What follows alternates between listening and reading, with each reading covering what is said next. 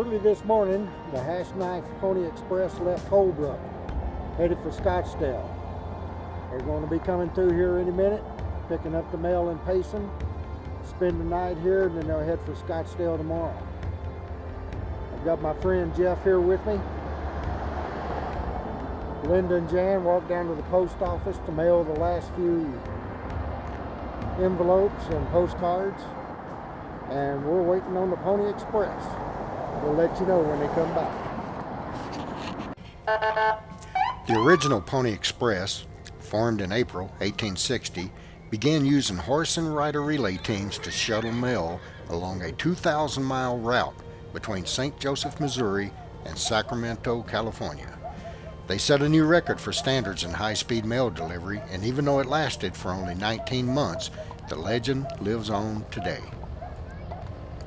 Prior to the Pony Express, California-bound mail had to either be taken overland by a 25-day stagecoach or spend months inside a ship during a long sea voyage. The Pony Express had an average delivery time of just 10 days. To achieve this remarkable speed, the company owners set up a string of nearly 200 relief stations across what is now Missouri, Kansas, Nebraska, Colorado, Wyoming, Utah, Nevada, and California. Lone horsemen would ride between stations at breakneck pace, switching mounts every 10 to 15 miles and then handing their cargo off to a new courier after 75 to 100 miles. The relay system allowed mail to crisscross the frontier in record time. The company's personal best came in March of 1861 when riders carried Abraham Lincoln's first inaugural address from Nebraska to California in just 7 days and 17 hours. Since speed was its main goal, the Pony Express went to great lengths to keep its horses' loads as light as possible. Rather than burly cowboys, most of the riders were small, wiry men who weighed between 100 and 125 pounds, roughly the same size as a modern horse racing jockey. Their average age was around 20, but it wasn't unusual for teenagers as young as 14 to be hired. One rider, named Bronco Charlie Miller, claimed he was only 11 years old when he first joined the Pony Express. The riders were paid $100 to $150 monthly salaries, a lot of money in 1860.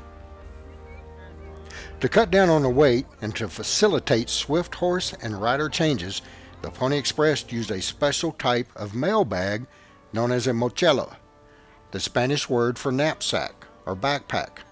It was a leather cover that was draped over the saddle and under the rider. It featured 4 padlocked pockets, 3 for mail and 1 for the rider's time card, and was capable of holding up to 20 pounds of cargo. At each relief station, riders would simply grab the mochila off one mount and then throw it over the next, allowing them to switch horses in a span of just 2 minutes. The service was not cheap.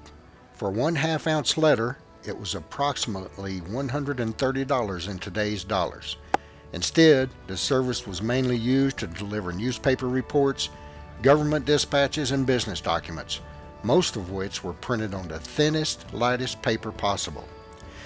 In May of 1860, a 20-year-old Robert Haslam, alias Pony Bob, took off on the most legendary ride in Pony Express history. He was scheduled to make his usual 75-mile run from Friday Station east to Buckland Station in Nevada.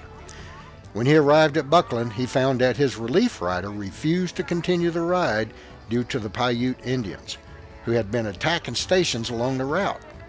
When the other man refused to take the mail, Pony Bob jumped back in his saddle and rode on, eventually completing a 190-mile run before delivering his mochila at Smith's Creek.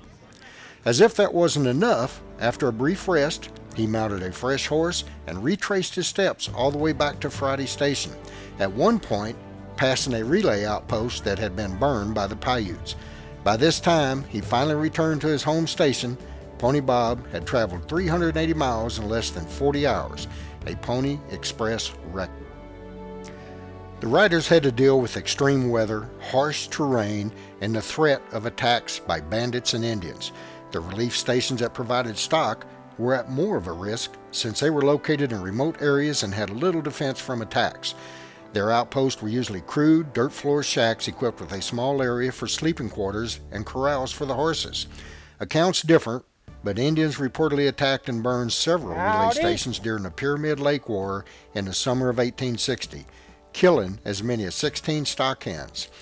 By contrast, only a handful of riders, 6 according to the National Park Service, died in the line of duty during the entire history of the Pony Express. What killed the Pony Express? The company had spent its brief history providing communications between eastern and western telegraph lines, but it was finally rendered obsolete on October 24, 1861, when Western Union completed a transcontinental telegraph system at Salt Lake City. The Pony Express ceased service just 2 days later. Despite operating for only 19 months, its riders had successfully delivered some 35,000 pieces of mail and traveled more than 500,000 miles across the American frontier. To learn about the Hashknife Pony Express and their long history, visit their Facebook page or their website. Take advantage of today's modern-day communications.